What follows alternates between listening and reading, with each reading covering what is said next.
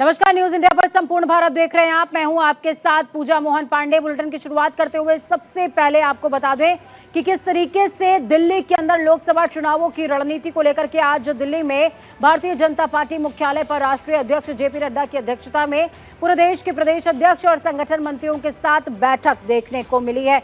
इस बैठक में राजस्थान की पूर्व सीएम वसुंधरा राजे सिंधिया भी मौजूद रही। जानकारी के मुताबिक इस मीटिंग में लोकसभा चुनावों को लेकर के भी चर्चा हो सकती है।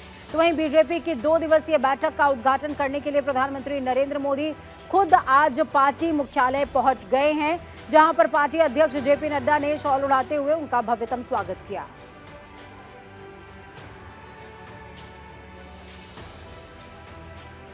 विपक्षी सांसदों को निलंबित करने के मामले में विपक्ष अब सड़क पर उतरकर प्रदर्शन कर रहा है। आज इंडिया गठबंधन के नेतृत्व में जंतर मंतर पर विरोध प्रदर्शन दर्ज कराया गया। वहीं सांसदों को कांग्रेस सांसद राहुल गांधी ने संबोधित करते हुए कहा कि कुछ दिन पहले संसद भवन में 2-3 युवा कूदकर अंदर पहुंच गए थे। साथ ही संसद के अंदर वो गैस छोड़ने वाला पदार्थ भी ले आए। उन्होंने ये विरोध क्यों किया? इसका एक ही कारण है, देश में भयंकर बेरोजगारी और युवा आज रोजगार नहीं पा सकता है। कुछ दिन पहले पार्लियामेंट हाउस में 2-3 युवा जंप करके अंदर आ गए। जंप करते हुए हम सब ने देखा। अंदर आए, थोड़ा धुआं फैलाया। बीजेपी के सांसद सब भग लिए। जो अपने आप को देशभक्त कहते हैं, हवा निकल गई उनकी। सिक्योरिटी ब्रीच का सवाल तो है, मगर दूसरा सवाल भी है। उन्होंने ये प्रोटेस्ट क्यों करी? उसका कारण क्या था? बेरोजगारी। देश में भयंकर बेरोजगारी। इस देश का युवा आज रोजगार नहीं पा सकता है। सांसदों के निलंबन पर कांग्रेस अध्यक्ष मल्लिकार्जुन खड़गे ने भी बयान जारी किया। उन्होंने कहा कि 146 सांसदों को निलंबित करना पूरी तरीके से गलत है। बीजेपी को लोकतंत्र में विश्वास नहीं रहा। संसद एक बड़ी पंचायत है। हम संसद में नहीं बोलेंगे तो कहां बोलेंगे? ये दुर्भाग्यपूर्ण है कि गृह मंत्री अमित शाह और प्रधानमंत्री मोदी सुरक्षा उल्लंघन के बारे में अवगत कराने के लिए सदन में नहीं आए। मोदी जी, शाह, इन्होंने डेमोक्रेसी को खत्म करने का एक बीड़ा उठाया है। देश के संविधान को खत्म करने का इन्होंने बेड़ा उठाया है। दलितों को, मजदूरों को, किसानों को, महिलाओं को कुचलने का काम इन्होंने किया है और अभी भी कर रहे हैं। इस देश के डेमोक्रेसी को खत्म करने के लिए ही 146 एमपीज को इन्होंने बाहर निकाला। संविधान के उच्च पद पे बैठते हैं। हर साल की तरह इस बार भी 26 जनवरी 2024 को दिल्ली के कर्तव्य पथ पर भारत अपना गणतंत्र दिवस मनाएगा। इस बार 75वां गणतंत्र दिवस मनाया जाएगा। कर्तव्य पथ पर गणतंत्र दिवस की तैयारियां जोरों शोरों से की जा रही हैं, जिसके तहत आज सुबह परेड रिहर्सल निकाली गई। अब 26 जनवरी तक हर दिन रिहर्सल होगी। तो वहीं फ्रांस के राष्ट्रपति इमैनुअल मैक्रों को गणतंत्र दिवस के मुख्य अतिथि के तौर पर आमंत्रित किया गया है। दिल्ली की आबकारी नीति से जुड़े मनी लॉन्ड्रिंग मामले में आम आदमी पार्टी के सांसद संजय सिंह को आज बड़ा झटका लगा। राउज एवेन्यू कोर्ट ने संजय सिंह की जमानत याचिका को सिरे से दरकिनार करते हुए खारिज कर दिया। आपको बता दें कि दिल्ली की शराब नीति से जुड़े मनी लॉन्ड्रिंग केस में ही आम आदमी पार्टी नेता संजय सिंह की न्यायिक हिरासत कोर्ट ने 21 दिसंबर को 10 फरवरी तक के लिए बढ़ा दी थी। तो खबरों में आगे बढ़ते हैं, बिहार का रुख करते हैं क्योंकि बिहार की सियासत भी बेहद दिलचस्प है। अगले साल होने वाले लोकसभा चुनावों के मद्देनजर तैयारियां तेज हैं। एनडीए से मुकाबला करने के लिए विपक्षी दलों ने एक गठबंधन बनाया जिसका नाम है INDIA। इस गठबंधन की चौथी बैठक पिछले दिनों दिल्ली में हुई जिसमें बिहार के सीएम नीतीश कुमार शामिल नहीं हुए। माना जा रहा है कि गठबंधन में उन्हें ज्यादा प्राथमिकता न मिलने की वजह से वो नाराज चल रहे हैं, रिसिया गए हैं। इस बीच गुरुवार को राहुल गांधी ने उनसे फोन पर बातचीत की और उन्हें मनाने की कवायद इस बातचीत को माना जा रहा है। संसद के शीतकालीन सत्र के दौरान सांसदों के निलंबन के फैसले के बाद बिहार की राजधानी पटना में INDIA गठबंधन के सहयोगी दल RJD, JDU और लेफ्ट पार्टी के नेताओं ने एक साथ मिलकर अपना विरोध जताया है। INDIA गठबंधन के नेताओं ने पटना से आयकर, गोलंकार, डाक बंगला चौराहे और हिंदी भवन होते हुए विरोध मार्च निकाला। बिहार के डिप्टी सीएम तेजस्वी यादव ने पटना में बिहार डेयरी और मवेशी एक्सपो 2023 का दौरा किया। इस दौरान उन्होंने पशुपालकों से भी बातचीत करी। बिहार डेयरी और कैटल एक्सपो 2023 पर तेजस्वी यादव ने कहा कि इन दिनों बिहार में पशुपालन पर बहुत सारे प्रयोग हो रहे हैं। IVF तकनीक का इस्तेमाल किया जा रहा है। अरे यहाँ काफी जो पशु का जो एग्जीबिशन लगा है, कई ब्रीडिंग को बढ़ावा और उस हिसाब से एक्सपेरिमेंट किए जा रहे हैं। IVF से भी जो है अब बच्चे पैदा किए जा रहे हैं। खास तौर पर ग्रामीण में जो हम लोगों के जो किसान हैं, जो पशुपालक हैं, डेयरी के क्षेत्रों में जो है लोगों को बढ़ावा मिले, प्रोडक्शन हाई हो और ब्रीडिंग से नॉलेज शेयरिंग जो है वो होते रहना चाहिए। इसलिए एग्जीबिशन लगा है और उस पर हम लोग जो है। तो खबरों में आगे बढ़ते हैं, छत्तीसगढ़ का रुख करते हैं क्योंकि छत्तीसगढ़ में आज सियासी ड्रामा देखने को मिला, या यूं कहें कि सरकार का विस्तार। छत्तीसगढ़ में आज सीएम विष्णुदेव साय मंत्रिमंडल का विस्तार हुआ है। रायपुर के राजभवन में 9 विधायकों ने मंत्री पद की शपथ ली। राजभवन में प्रदेश के राज्यपाल विश्वभूषण हरिचंदन ने भारतीय जनता पार्टी के 9 विधायकों ब्रजमोहन अग्रवाल, रामविचार नेताम, दयाल दास बघेल, केदार कश्यप, लखनलाल देवांगन, श्याम बिहारी जायसवाल, OP चौधरी, टंकराम वर्मा और लक्ष्मी राजवाड़े को मंत्री पद की शपथ दिलाई है। इसी के साथ साय के नेतृत्व वाले मंत्रिमंडल की संख्या बढ़कर के अब कंप्लीटली अगर मानी जाए तो 12 हो चुकी है। अब सभी मंत्रीगण छत्तीसगढ़ के विकास के लिए काम करेंगे। सबको बहुत बहुत बधाई है, शुभकामनाएं हैं। मंत्रिमंडल के शपथ ग्रहण समारोह में छत्तीसगढ़ के पूर्व मुख्यमंत्री और विधानसभा अध्यक्ष रमन सिंह ने भी सभी 9 मंत्रियों को बधाई दी है। उन्होंने कहा कि मेरी तरफ से सभी 9 मंत्रियों को शुभकामनाएं, सभी अच्छा काम करेंगे और घोषणा पत्र का क्रियान्वयन करेंगे। को बधाई, सबको अच्छा काम करेंगे, घोषणा पत्र का क्रियान्वयन करेंगे। 9 लोगों को बधाई, सबको अच्छा काम करेंगे, घोषणा पत्र का क्रियान्वयन करेंगे। अब रुक करेंगे सियासत की दृष्टि से और जनसंख्या के लिहाज से देश के सबसे बड़े राज्य उत्तर प्रदेश का। उत्तर प्रदेश के अयोध्या में राम मंदिर निर्माण का काम तेजी से क्रियान्वित हो रहा है। राज्य के मुख्यमंत्री योगी आदित्यनाथ खुद पूरे काम पर नजर बनाए हुए हैं। इस कार्यक्रम को लेकर के श्री राम जन्मभूमि तीर्थ क्षेत्र के महासचिव यानी कि चंपत राय ने आज बड़ा बयान जारी कर दिया।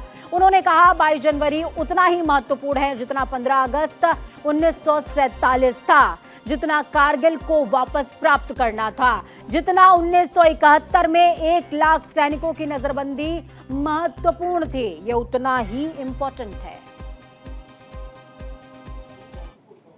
हिंदुस्तान के सम्मान की पुनर्प्रतिष्ठा 22 जनवरी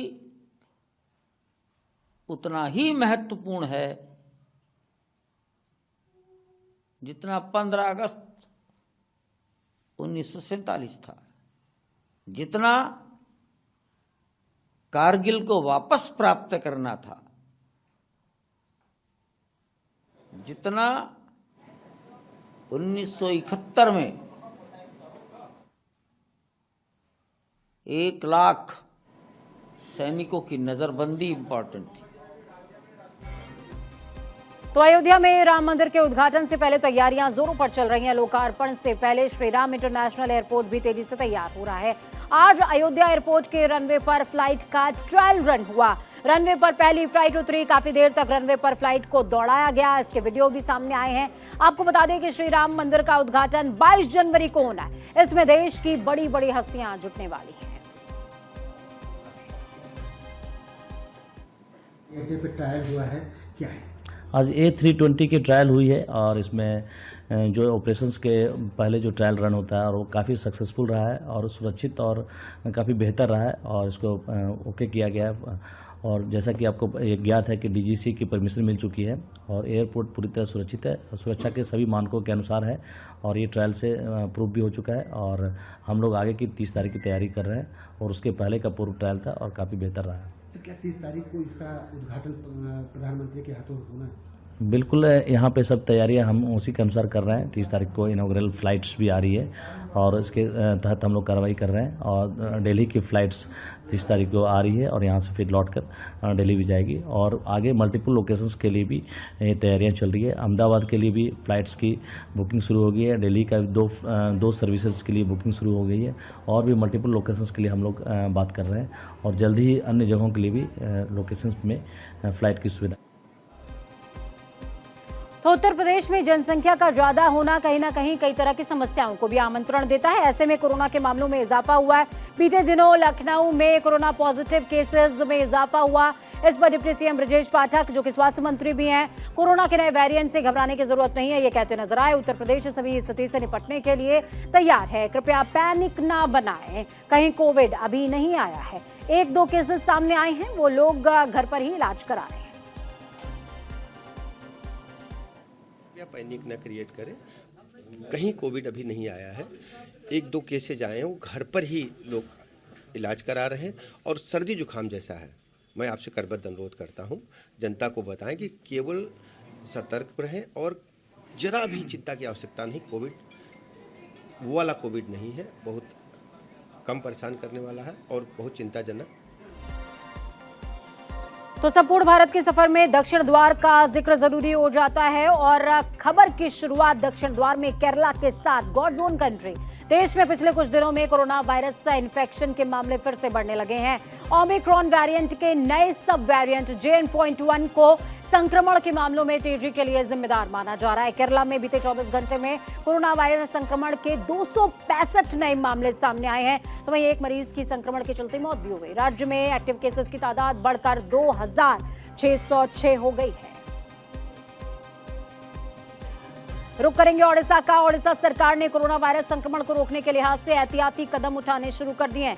इस दौरान ओडिशा के सार्वजनिक स्वास्थ्य निदेशक डॉक्टर निरंजन मिश्रा ने बताया कि ओडिशा अच्छी स्थिति में है, क्योंकि पिछले 10 दिनों में हमने कोविड के लगभग 4300 से ज्यादा टेस्ट किए हैं। इनमें कोई भी नया मामला सामने नहीं आया है। राज्य में कोविड का कोई सक्रिय यानी कि एक्टिव केसेस नहीं है। Next is Karnataka and Tamil Nadu, and active case is also 0. We have not reported any case over the last 10 days. This is in contrast to the scenario in India, where there is a growing number. Out of them, 98% cases are contributed by 5 states. Kerala contributes the highest, about 88% of total national case load is coming from Kerala. Next is Karnataka and Tamil Nadu, and to some extent the Goa and Punjab. These 5 states are contributing about 98%. तो संपूर्ण भारत के सफर में बाद जम्मू कश्मीर, सिरमौर और सट्टा जो है, जो कि देश का जम्मू कश्मीर के पुंछ और राजौरी में आज सुरक्षा बलों का तलाशी अभियान लगातार जारी है। पुंछ के बफलियाज में घटनास्थल पर राष्ट्रीय जांच एजेंसी यानी कि NIA की टीम लगातार सक्रिय नजर आई। GOC 16 को लेफ्टिनेंट जनरल संदीप जैन सुरक्षा स्थिति का जायजा लेने के लिए पहुंचे हुए हैं। आपको बता दें कि पुंछ में गुरुवार को दोपहर 3:45 पर भारी हथियारों से लैस आतंकियों ने बफलियाज इलाके में सेना के 2 वाहनों पर घात लगाकर के हमला किया है। आतंकवादियों ने सेना के एक ट्रक और जिप्सी पर घात लगाकर हमला किया। हमले में 5 सैनिक शहीद हो गए हैं। संसद की सुरक्षा में चूक और सांसदों के निलंबन को लेकर सियासत आई है। विपक्ष लगातार सरकार के खिलाफ प्रदर्शन कर रहा है। इस प्रदर्शन को लेकर डेमोक्रेटिव प्रोग्रेसिव आजाद पार्टी के अध्यक्ष गुलाम नबी आजाद ने कहा, सरकार और विपक्ष की बराबर की जिम्मेदारी सदन चलाने की होती है। शोर करने और सदन से वॉकआउट करने से सरकार का भला होता है, क्योंकि विरोध करने वाले सब बाहर हो जाते हैं और अंदर कोई विरोध के लिए बचता ही नहीं। इसलिए वॉकआउट करने से सरकार को नुकसान नहीं बल्कि फायदा होता है। देखिए, जहां तक सदन का काम होता है उसमें सरकार और विपक्ष की बराबर जिम्मेदारी होती है सदन को चलाना। कोई भी अब 370 बहुत बोल चुके हैं, हमारे पूरा 5 साल से बोलते आए हैं, आज दूसरी बातें उठाओ ना। तो सवाल यह है कि अगर कानून कोई बनता है और उस कानून के खिलाफ है, मैं भी एज लीडर अपोजिशन साथ रहा, उसका हमने सदन में बैठ के 2-2 घंटे का विरोध किया और कई बार कानून हमने हरा दिए। तो शोर करने के और वॉकआउट करने से सरकार का भला होता। तो राज्यों के सफर में आगे बढ़ते हैं, तेलंगाना का रुख करते हैं। तेलंगाना के मुंडलापाडू रोड पर एक तेज रफ्तार कार डिवाइडर से जा टकराई। इस हादसे में एक व्यक्ति की मौत हो गई है और 2 अन्य लोग घायल हो गए। आपको बता दें कि कार के टकराने के बाद कार में आग भी लग गई, यानी कि कार आग के गोले में तब्दील हो गई। आग को बुझाने के लिए दमकल की गाड़ियां मौके पर पहुंची। फिलहाल आग पर काबू पा लिया गया है।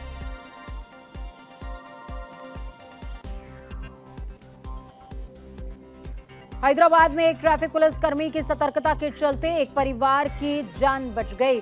दरअसल हैदराबाद के पंड्रागुट्टू इलाके में एक बहुमंजिला इमारत में आग लग गई थी, जिसमें 6 लोगों के परिवार इस आग में फंस गए थे और पड़ोसी उनकी मदद करने की कोशिश कर रहे थे। सूचना मिलने पर पंड्रागुट्टू ट्रैफिक पुलिस के कांस्टेबल श्रवण कुमार और अन्य लोग मौके पर पहुंचे और उन्होंने बचाने और सुरक्षित निकालने की कवायद को तेज किया। आग लगने के कारण का अभी तक पता नहीं चल सका है।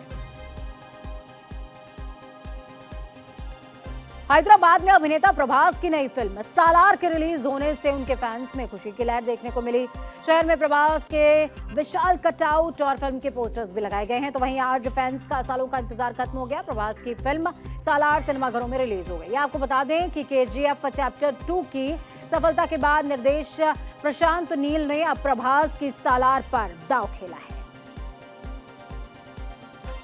तो संपूर्ण भारत की खबरों में फिलहाल इतना ही। देश विदेश की ताजा तरीन खबरों के लिए देखते रहिए न्यूज़ इंडिया, क्योंकि हम है राष्ट्र की आवाज।